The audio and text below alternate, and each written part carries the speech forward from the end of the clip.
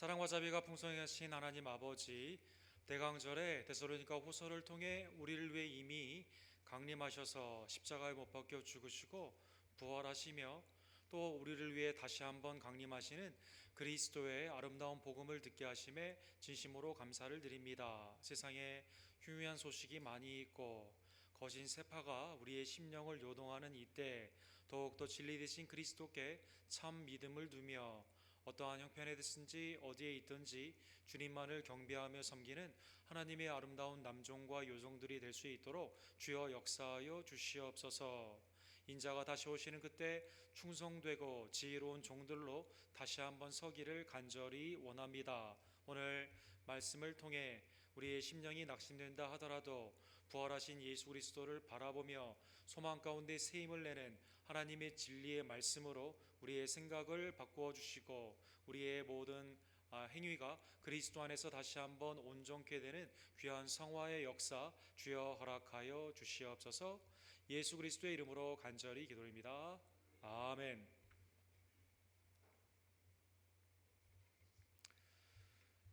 요즘 세계에 정치적으로 매우 불안한 시기를 우리는 살고 있습니다. 미국, 한국, 우리가 직접적인 연관이 있는 이 나라 가운데 무엇이 사실이고 무엇이 진리인지를 잘 알지 못하는 그 트위터에 있는 대통령의 그 언사랄지 또 한국의 청문회에 이런 것들을 보게 되면 진실을 알기가 매우 어려운 시대에 우리는 살고 있습니다. 예수님은 요한복음 18장 38절에 보면 빌라도 사도 신경 때마다 본디오 빌라도에게 고난을 받으사 그 로마의 총독 앞에 질문을 하나 받게 됩니다. Quid est veritas? 진실, 진리가 무엇이냐라는 질문을 받게 되죠. What is the truth? 빌라도의 입장에서는 아무런 죄가 없는 예수님을 왜 십자가에 못 박아야 되는지 그것을 알 수가 없었기에, 그리고 예수님에게 진리가 무엇인지를 그는 마지막으로 물으신 것입니다. 예수님은 거기에 답을 하지 않으셨지만, 그러나 요한복음 14장에 보면 내가 곧 길이요 진리요 생명이다라는 그 선포를 하시는 것을 알 수가 있습니다. 빌라도는 예수님의 진리 되심을 알지 못했습니다. 증거 가운데는 예수님이 무죄한 줄 알고 있었음에도 불구하고 예수님을 유죄다라고 선언을 하며 십자가에 못 박아 죽이게 한 것입니다. 즉 일단 이 사람을 죽이겠다는 생각 가운데는 증거가 없다 하더라도 예수님을 그냥 십자가에 못 박아 죽게 되는 언도를 하게 된 것입니다. 여러분, 그 2달 전에 사우스캐롤라이나에 있는 찰스톤이라는 교회에 찰스톤 처음에 세워진 미국 흑인 교회가 있습니다. 이 교회에 딜란 루프라고 하는 청년이 들어가서 수요 예배 중에 있는 목사님과 성도들 9명을 총으로 쏴서 죽이고 많은 사람을 다치게 했습니다. 오랫동안 그의 재판이 있으면서 그의 증언을 이제 말하게 되었는데 지난 12월 15일에 이제 그 배심원에서 이 사람의 33개의 범죄에 대해 guilty, 유죄를 이제 선언하게 되었습니다. 그래서 아마 그 사우스캐롤라이나 주에 의하면 이러한 그 죄목들은 이제 그 사형이 된다던가 무기징역에 가게 되는데요. 판사의 마지막 판결문이 기다리고 있게 되는 것입니다. 아무런 증언을 하지 않고 특별한 변호사의 도움도 받지 않은 이 청년은 왜 그 교회에 들어가 사람들을 죽였느냐는 검사의 질문에 다음과 같이 말을 했습니다. 흑인을 나는 평소에 싫어했다.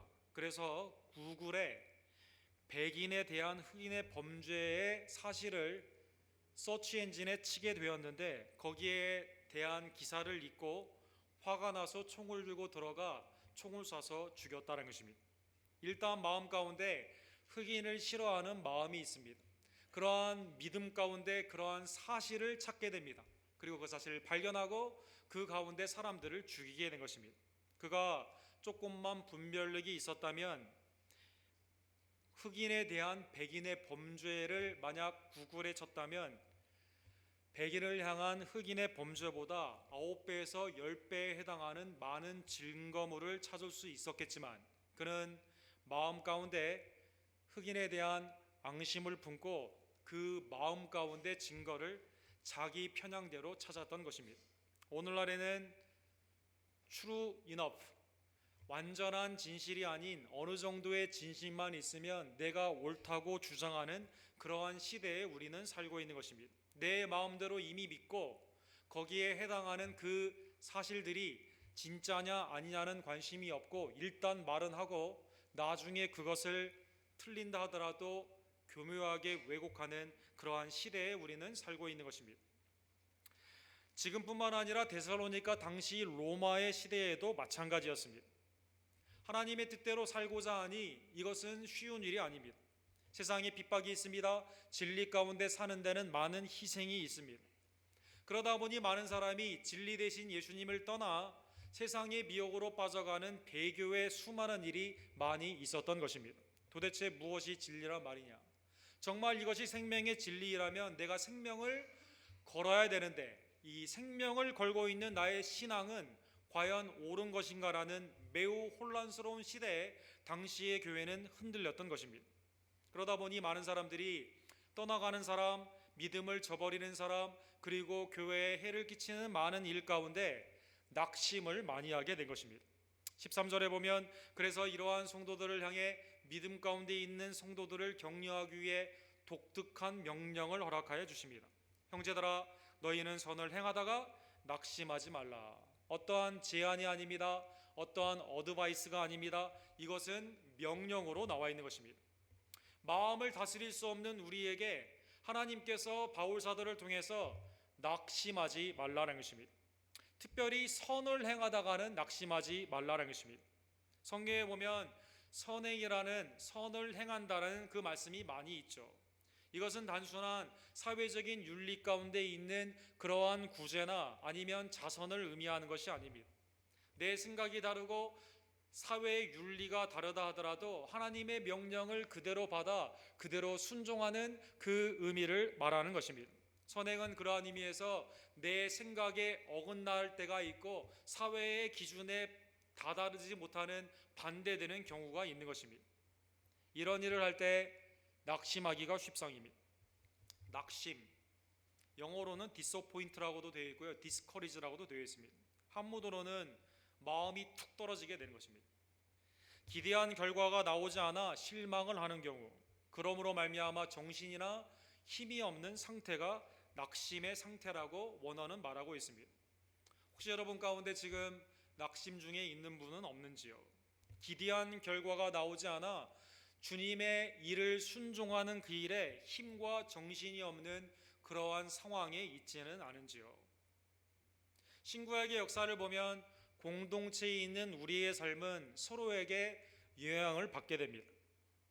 공동체가 낙심에 빠지는 대표적인 예는 가나안 땅에 들어가는 그 직전에 12명의 각 족속의 대표들이 하나님이 이미 주신 땅의 주인임을 선포하며 먼저 가서 보고 오라는 명령을 받게 됩니다.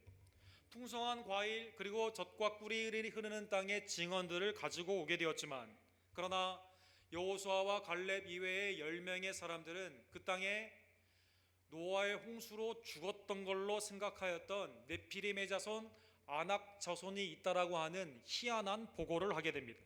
이때 성도들의 마음이 낙심하게 된 것입니다. 우리가 어디로 가랴? 우리 형제들이 우리를 낙심하게 하여 말하기를 그 백성은 우리보다 장대하며 그 성읍들은 크고 성곽은 하늘에 닿으며 우리가 또 거기서 아낙 자손을 보아하노라 하노라. 모든 것이 왜곡과 과장으로 되어 있습니다. 우리보다 장대한 네피림이 어디 있으며 아낙이 어디 있습니까? 노아의 홍수 때 다 죽었음에도 불구하고 엉뚱한 사람들을 끌어들이게 된 것입니다. 성곽이 하늘에 닿는 것은 지금의 기술력으로 되지 않습니다. 그냥 보기에 컸다는 것을 그렇게 늘려 말한 것입니다. 그들이 보기에 메뚜기 같다라고 했는데 메뚜기는 인간에 비해 매우 작은 1% 정도밖에 되지 않는 크기인데 그것은 극단적인 부정적인 보고였다는 것입니다. 이러한 보고를 들은 사람들은 지금 가나안 땅의 앞에까지 왔음에도 불구하고 하나님의 약속의 그 언약의 땅이 그 앞에 있음에도 불구하고 하나님의 능력을 의시하며 여호수아와 갈렙의 온전한 보고를 무시하고 거꾸로 돌아가기를 원합니다. 그리고 그들의 낙심 가운데 있는 이 결정이 가나안 땅에 들어가지 못하고 광야에서 다 죽게 된 것입니다. 자포자기의 이해가 낙심의 결과로 나타나기도 합니다. 느헤미야를 통해 성벽이 재건되는 사건이 느헤미야서에 나와 있습니다. 4장 10절에 보면 성벽은 반 이상 건축이 되었습니다. 페르시아의 국가적인 정책에 보조가 있었고, 그리고 백성들의 마음도 하나가 되었는데, 하필 그때 사마리아에 있는 도비아나, 산발락과 같은 그러한 귀족들이 방해를 하기 시작하게 됩니다. 이때 사람들의 마음이 산발락과 도비아에게 우리는 질 거라는 자포자기의 마음을 그들은 가진 것입니다. 유다 사람들이 이르기를 흙무더기가 아직도 많거늘 짐을 나르는 자의 힘이 다 빠졌으니 우리가 성을 건축하지 못하리라. 히브리 원어에 보면 낙심되었다라는 단어와 같은 단어입니다. 힘이 다 빠져버리게 된 것입니다. 반 이상하고 얼마 있으면 곧 증축이 되는 그것을 바라보지 못하며 마음 가운데 적들의 힘이 더 쓸 거라는 생각 가운데 그냥 포기하게 된 것입니다. 그리고 이 성을 쌓기 위해서는 다시 한번 마음을 추스리는 오랜 기간의 그러한 희생이 다시 따르게 된 것입니다. 공동체는 누가 무슨 말을 하느냐에 따라 마음 가운데 부정적인 생각이 있기도 하고 자포자기도 하게 되는 그러한 일이 있게 되는 것입니다. 더 중요하게 우리의 심령은 죄성 가운데 있기에 스스로 절망하기도 합니다. 모든 조건이 다 좋다 하더라도, 하나님의 은혜 가운데 많은 것을 경험했다 하더라도 내 마음의 깊은 곳에 성령으로 충만하지 아니하면 스스로 절망 가운데 암울한 삶을 살게 되는 것입니다. 대표적인 예가 변화산상의 모세와 더불어 구약의 선지자로 나타났던 엘리야를 들 수가 있습니다. 방금 전에 갈멜산에서 바알과 아수라의 850명에 해당하는 거짓 선지자들을 불이 하늘에서 내리는 하나님의 능력으로 승리한 그가 갑자기 마음 가운데 두려움이 생기게 됩니다. 이세벨이 나를 죽일 것 같은 생각이 든 것입니다.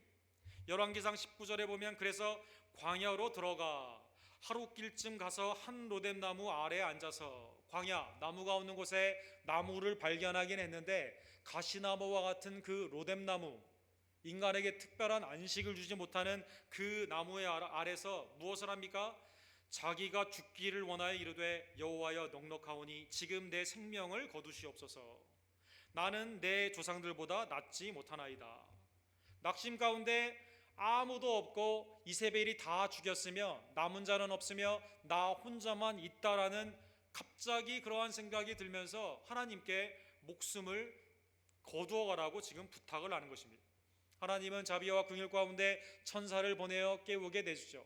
먹여주시고 피곤의 회복을 허락하여 주십니다. 그리고 남은 자가 7,000명이나 있으니까 너는 염려하지 말라라고 말하여 주시게 되는 것입니다. 우리의 죄성이 있는 심령은 하나님의 놀라우신 역사를 경험했음에도 불구하고 마음에 절망의 그러한 생각들이 들어오게 되면 스스로 포기하게 되며 그 가운데 하나님 앞에 목숨을 끊고자 하는 그러한 극단적인 생각까지 하는 그러한 연약한 마음이다라는 것입니다. 데살로니가 교회에도 여러 가지 낭망의 이유가 있었습니다. 데살로니가 전후서 내용을 바라보게 되면 주님의 강림하심에 대한, 재림에 대한 여러 가지 의견이 있었습니다. 그러다 보니 주님이 어떤 사람들은 오지 않을 것 같습니다.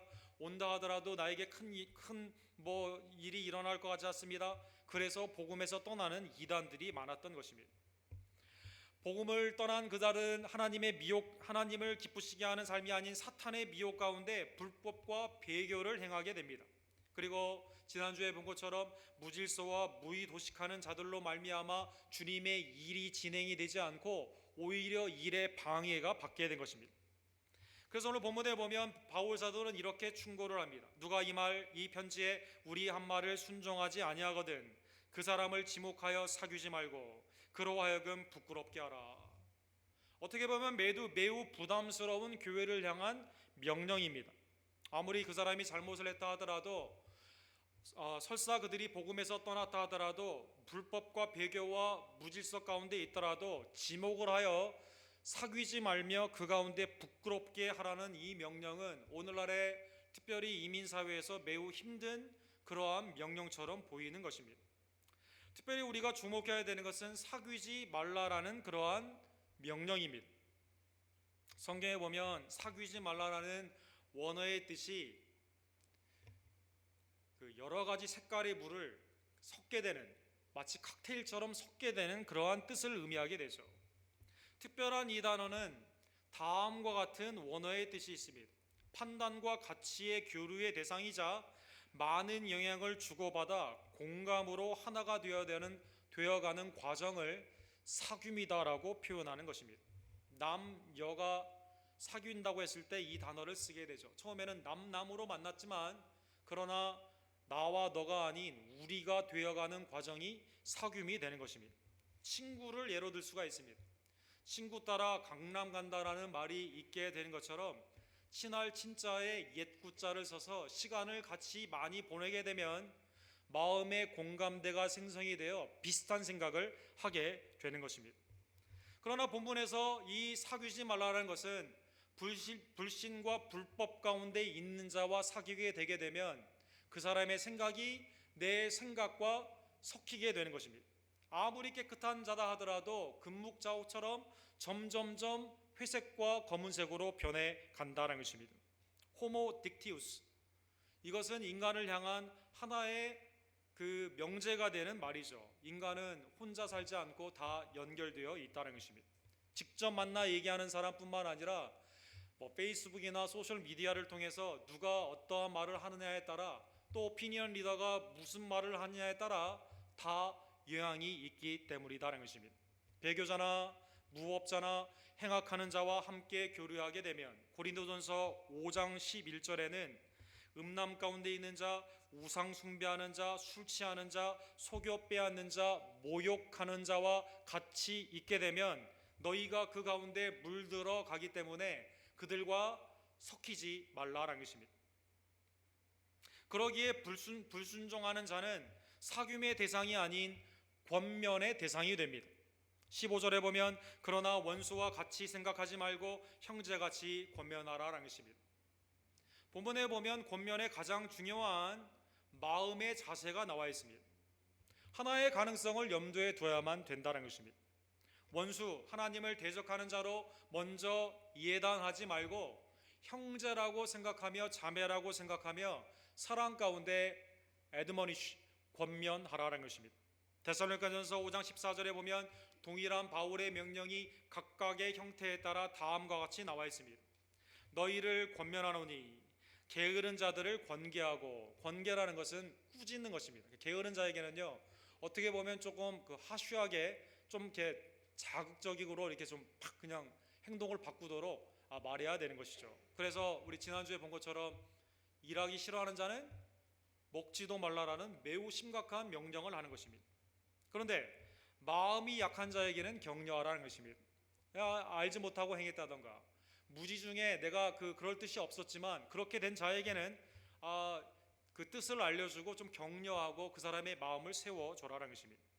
힘이 없는 자에게는 붙들어줘야 된다는 것입니다. 연약한 자들이 그러한 실수를 하게 되었을 경우 그것을 붙들어주는 그 마음이 있어야만 되는 것입니다. 하나님의 뜻을 알지 못하고 행했다면 하나님의 뜻을 알려줘야만 되며, 그러나 하나님의 뜻을 알면서도 불순종했다면 경계와 권면으로 강하게 그들에게 말해야 되는 것입니다. 캐톨릭과 교회는 무슨 차이가 있을까요? 개신교는 무슨 차이가 있을까요? 이민사회에 있어서 한인사회나 여러 non-profit 오가니제이션이 있을 수가 있겠지만 교회는 과연 어떻게 다를까요? 종교개혁이 있으면서 참 교회는 무엇이 다르냐라는 그러한 논란이 있었습니다. 이것을 Marks of True Church, 참 교회에 대한 표징이다라고 말하여 줍니다. 여러분, 우리 교회가 하나님의 교회, 주님의 교회인 게 도대체 무엇으로 표현된단 말입니까? 도대체 내가 성도로서 나아가는데 내가 불신자들과 도대체 뭐가 다르단 말입니까? 분별의 표징의 증거들은 성경에 보면 약 3가지로 나와 있습니다. 그것은 교회가 세상과 다른 것은 말씀, 하나님의 신구약 성경의 그 말씀, 특별히 복음을 온전히 선포하는 교회입니다. 하나님의 교회는 예수님의 명령을 붙잡아 성찬과 세례를 바르게 거행하는 교회입니다. 하나님의 교회는 하나님의 분별된 정결한 백성들로 복음 가운데 온전히 성례 가운데 설 수 있도록 권징을 온전히 시행하는 교회이다라는 것입니다. 즉 죄가 있을 경우 권면으로 바로 잡아야만 되며 마음이 약한 자에게는 동일한 허물을 다시 한번 범하지 않도록 다시 한번 권계하며 붙잡아야만 되는 것입니다. 속혀가면서 타락하는 교회가 아닌 분별해 가며 하나님의 뜻 가운데 온전히 말씀과 성례 가운데 세워가도록 권징이 시행하는 교회가 온전한 교회다라는 것입니다. 서던 베프티스트의 신학자인 알버트 몰러 서던 베프티스트 그 세미너리 회장은 다음과 같이 말을 했습니다. 현재 미국 교회 문제가 뭐냐? 말씀은 온전하게 선포되지 않는다는 것입니다. 하나님의 말씀은 인간의 생각으로 뒤바뀐다는 것입니다. 성례는 아예 거행이 되지 않거나 너무 가끔 거행이 되어 도대체 성찬의 의미가 무엇인지, 세례를 받는 것은 무엇인지를 알지 못한다는 것입니다. 권징이 없다 보니 세상에 있는 단체와 교회가 교회가 무엇이 다른지를 알 수 없는 희석화되어 가는 과정에 미국 교회는 타락하고 있다는 것입니다. 사랑하는 성도 여러분, 참교회 표징, 성경에 나와 있는 이 표징은 매일의 성도의 삶 가운데 교회 공동체 가운데 반드시 나타나야만 되는 것입니다. 왜 그럴까요? 이게 나타나야만 주님의 온전한 평강이 그 가운데 있기 때문인 것입니다. 그러기에 오늘 본문 16절에 보면 평강의 주께서 친히 때마다 일마다 너희에게 평강을 주시고 주께서 너희 모든 사람들과 함께 하시기를 원하노라.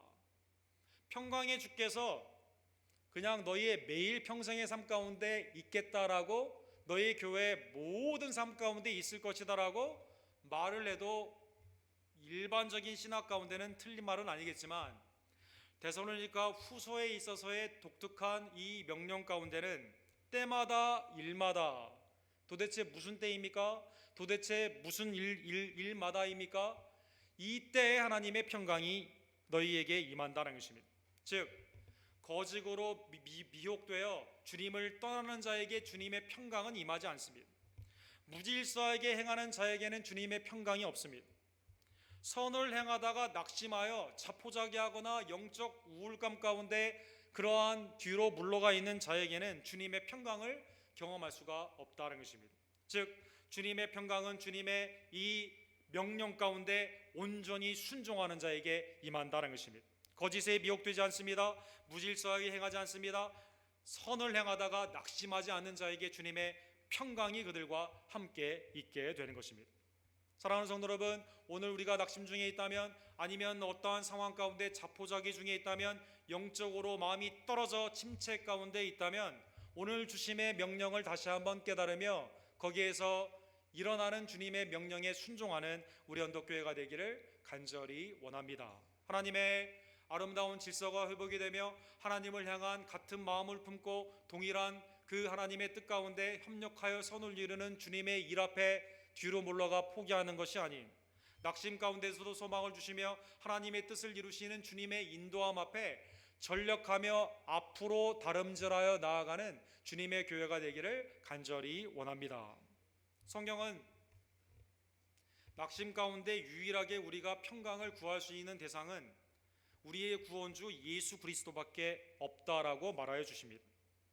요한복음 14장에 보면 예수님은 조금 있으면 내가 너희를 떠난다라고 말을 하여 주십니다. 제자들의 마음이 매우 괴롭습니다.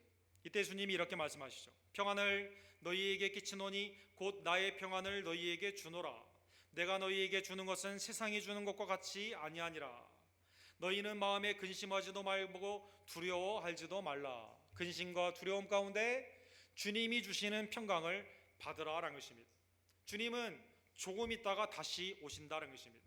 세상 가운데 휩쓸려 너희가 어려운 일이 많이 있지만, 낙심할 일이 내외적으로 많이 있지만 주님은 다시 오시기 때문에 너는 걱정하거나 두려워하지 말라는 것입니다. 1863년에 적십자가 시작이 되었다고 합니다. 적십자를 설립한 분은 헨리 두란트라는 분입니다. 이분은 원래 신학교에 가신 분이에요. 캘빈 칼리지를 갔습니다. 그런데 공부를 게을리하여 중퇴했다고 합니다. 그러다가 나중에 여러 가지 직업을 전전하다가 이제 잡을 잡게 되고 사업에 나중에 성공을 하게 되었다고 합니다. 마음에 철천지 한이 된 것이 주의 일을 행하지 못하는, 내가 목사가 되었어야 되는데 그걸 하지 못했다는 회한 가운데 살아가다가 스위스와 프러시아의 전쟁 가운데 수많은 병사들이 죽어가는데 죽어가는 병사를 내팽개치거나 오히려 그들을 죽이는 일을 보며 하나님 앞에 기도하며, 주님, 내가 이 상황에서 할 수 있는 일이 무엇입니까? 라는 생각으로 이들을 돕기 위해 당시에 스위스 국기의 십자가의 색깔만 바꾸어 흰 바탕에 빨간색 보혈의 십자가를 가지고 적십자를 만들게 된 것입니다. 제네바 컨벤션을 통해서 이제 죽어가는 아니면 다친 병사들만큼은 살리자라는 인도적인 이제 국제적인 협약을 그게 만들게 되죠. 그리고 그게 인정이 되어 1901년에 노벨 평화상의 첫 번째 수상자가 되게 된 것입니다. 헨리 두란트의 이 절망 가운데, 죽음 가운데, 세상을 향한 낙심과 그 저주 가운데 죽어가던 이 병사들이 살아나게 되고 그들에게 복음이 증거되게 되면서 1972년까지의 통계에 보면 이들을 통해 예수님을 영접한, 적십자를 통해 예수 그리스도를 알게 된 자의 축적된 숫자가 1200만에 이른다고 합니다. 세상을 저주하며 낭만 가운데 죽을 수밖에 없었던 그 병사들이 예수 그리스도의 그 사랑을 전하는 적십자의 그 사랑으로 말미암아 다시 한번 일어날 수 있게 된 것입니다. 어떠한 상황에서도 어떠한 형편에서도 주님이 우리에게 평안의 근원임을 다시 한번 깨달으며 주님만을 붙잡는 우리 성도들이 되기를 간절히 원합니다. 두 번째로, 왜 선을 행하다가 낙심하지 않아야 될까요? 그것은 하나님의 때에 반드시 우리의 순종은 열매를 거두기 때문인 것입니다. 시편 126편에 보면 눈물을 흘리며 씨를 뿌리는 자는 기쁨으로 거두리로다. 울며 씨를 뿌리러 나가는 자는 반드시 기쁨으로 그 곡식단을 가지고 돌아오리로다. 아니, 보통의 경우 추수를 바라보며 기쁨으로 씨를 뿌리지 않습니까? 그런데 성경에 보면 울면서도 씨를 뿌리는 자에게 반드시 기쁨으로 단을 거둔다는 것입니다. 갈라디아서 6장 9절에도 우리가 선을 행하되 낙심하지 말지니 포기하지 아니하면 때가 이름에 거두리라. 개인의 남의 변화를 향한 성화의 기대 가운데 기다림도, 또 하나님의 공동체의 그러한 사역도, 이 나라 이 백성들의 하나님의 나라의 임재를 향한 우리의 모든 선교와 전도와 봉사의 수고도, 선을 행하다가 낙심하기 십상인 이러한 세상 가운데 있다 하더라도 포기하지 아니하면 주님의 때에 반드시 그 씨앗은 열매를 거두게 되는 것입니다. 아프가니스탄에 선교사로 22년을 있었던 크리스티 윌슨이라는 분이 계십니다. 22년 동안에 복음을 굉장히 많이 증거했겠죠. 몇 명이 영접했을까요? 22년 동안에 2명 영접했습니다. 2명. 사람들은 선교부에 헛된 낭비다, 이 사람 능력이 없는 거 아니냐, 수많은 질시가 있었지만 2명의 그 증거자가 또 복음을 증거되게 됩니다. 그리고 그 사람들이 또 복음을 증거하게 됩니다. 그게 누구에게 증거가 되었을까요? 한 아프가니스탄, 레바논 출신의 아프가니스탄 여성에게 복음이 증거되게 되고 그 여인이 복음을 받아들이게 됩니다. 그리고 그 여인이 시간이 오래 흘러 지금 아프가니스탄 대통령의 영부인이 되었습니다. 그리고 아프가니스탄에 교회가 세워지게 되며 하나님의 일을 하는데 많은 결실이 지금 거두어지고 있는 것입니다. 때가 되면 선행은 반드시 결실되게 되어 있습니다. 사랑하는 성도 여러분, 우리의 시간과 우리의 기대 가운데 무엇이 이루어지지 않는다 하여 선행을 포기하거나 낙심하지 않기를 간절히 원합니다. 주님의 때에 우리의 기도와 우리의 헌신이 반드시 결실이 됨을 온전히 믿으며 하나님의 일 가운데 포기하지 아니하고 그 가운데 디프레션 되지 아니하며 하나님의 뜻에 지금도 매일 순종하며 나아가는, 울더라도 씨를 뿌리는 우리 언덕교회 성도들 되기를 간절히 원합니다. 세 번째로, 낙심 가운데 우리를 이기게 하시는 분은 주님의 인내임을 깨닫는 우리들이 되기를 간절히 원합니다. 사랑하는 성도 여러분, 상황적인 형편적인 그러한 모습을 바라보게 되면 주님처럼 낙심할 일이 얼마나 많이 있겠습니까? 주님보다 더 낙심할 일이 있는 인생이 어디 있겠습니까? 세상을 그의 뜻 가운데 창조하시고 그의 목적 가운데 운영하시는 그분이 이 땅에 강림하시게 되었을 때 누울 곳이 없었습니다. 공생에 있는 동안에 수많은 사람들의 비난을 받았습니다. 그가 택한 12제자는 믿음 가운데 온전히 성장하기는커녕 한 사람은 30세겔로 자기를 팔고 3번이나 베드로는 부인하고 십자가에서 다 도망을 가는 양육 가운데도 실패한 인생처럼 보였습니다. 수많은 사람들은 그에게 침을 뱉습니다. 얼굴을 때립니다. 책찍을 가합니다. 창으로 옆구리를 찌르고 십자가에 못 박은 것입니다. 주님은 그러나 그 가운데 낙심하지 않았던 것입니다. 궁극적으로 주님이 여러분과 저를 본다면 낙심할 일이 얼마나 많겠습니까? 주님의 몸된 교회로 사신바된 우리 언덕교회를 본다면 주님이 얼마나 낙심할 일이 많겠습니까? 그러나 주님은 너희가 피곤하여 히브리서 12장 3절과 같이 낙심하지 않기 위하여 죄인들이 이같이 자기에게 거역한 일을 참으신 일을 기억하라. 주님은 오랜 참음 가운데 주님의 그 기대가 지금 당장 이루어지지 않는다 하더라도 하나님의 일을 쉬지 아니하시고 지금도 우리를 위해 중보하시는 것입니다. 왜? 우리도 똑같이 주의 일을 하다가 피곤하여 낙심하지 되지 않도록, 다른 사람을 향해 실망하여 낙심하거나 내 스스로 포기하여 실망하지 않도록 주님은 우리를 위해 그 인내 가운데 참으시고 그 가운데 기다려 주셨기 때문인 것입니다. 시편 43편 5절에 보면 내 영혼아 어찌하여 낙심하며 어찌하여 내 속에서 불안해하는가. 너는 하나님께 소망을 두라. 그가 나타나 도우심으로 말미암아 내 하나님을 여전히 찬송하리로다. 낙심되어 있던 자기 스스로에게 뭐라고 말씀하세요? 말하고 있어요? 하나님께 소망을 두라라는 것입니다. 그리고 주님을 여전히 찬양하는 예배 가운데 나아가라라는 것입니다.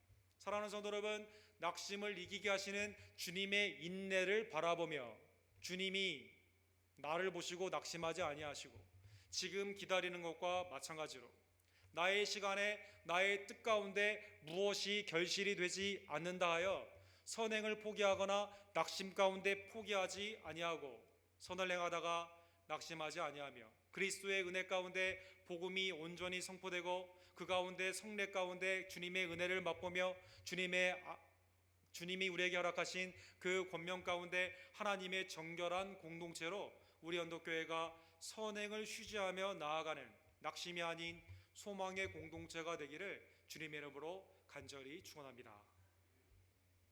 사랑의 하나님 아버지 감사합니다. 하나님, 우리가 세계의 여러 가지 모습들을 바라보게 되면 또 우리의 주위에 있는 많은 일들을 바라보게 되면 궁극적으로 내 안에 있는 나의 생각들을 바라보게 되면 낙심한 일이 한두 개가 아닌 그러한 형편에 살아가는 모습을 우리가 깨닫게 됩니다. 하나님, 그러나 주님께서는 나를 향해 낙심하지 아니하시고 십자가에서 인내하시며 지금도 하나님 우편에서 중보하시는 자비와 긍휼의 하나님임을 저희가 진심으로 감사를 드립니다. 하나님, 사랑하는 주님의 종들이 선을 행하다가 낙심하지 않도록 마음의 낙심을 소망으로 바꾸어 주시며 손발의 피곤함을 주님의 독수리의 날개침과 같이 웅비와 비상의 아름다운 새 힘으로 주님 이 시간 강권하여 주시옵소서. 형제와 자매들이 모일 때마다 사랑과 선행을 격려하며 주님의 뜻을 찾아 온전히 순복하며 나아가기를 간절히 원합니다. 그러므로 말미암아 우리 사랑하는 언덕교회가 주님의 평강 가운데 든든히 서갈 수 있도록 주여 역사하여 주시옵소서. 예수 그리스도의 이름으로 간절히 기도드립니다.